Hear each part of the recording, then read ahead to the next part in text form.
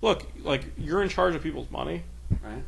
You don't think, oh my God, the world's ending. You Right, think, exactly. what do I do to help? And I talked to Sam Tenenbaum, who's the head of the Investor Protection Clinic here at Northwestern, and we came up with get an expedited motion, get their money out. Okay.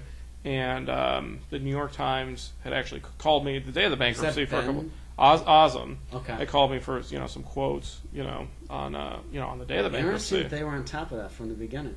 They were. They really were.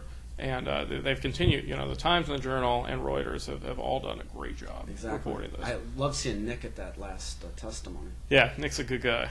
And Nick, if you're watching at home, I'm sorry I missed your birthday on Saturday. The invite was a little last minute.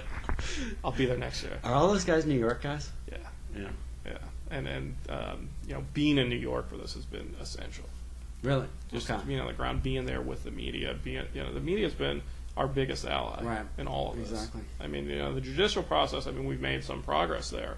We've made some really important filings, but without the media reporting this and without them keeping this in the news, there's no incentive for the trustees and all the powers that be. This is the how-to manual for David and Goliath. Yeah. I mean, the media I didn't graduate journalism school, but I took a ton of journalism classes. And I remember being ground into my head, the media has a role in society to question and to be a double check. You can't just let government or big business run amok. Right. All right, so anyway.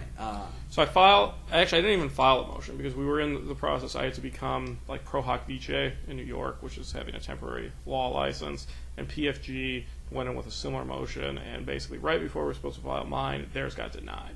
But nevertheless, the New York Times, it's kept up with me, and then they ran a story, I have it around here somewhere, but they ran a story about 5 or 6 days after the bankruptcy, talking about that. And from there, John Rowe saw it. He gave me a call, or I saw him in another publication, gave him a call, like, come to my office in Chicago.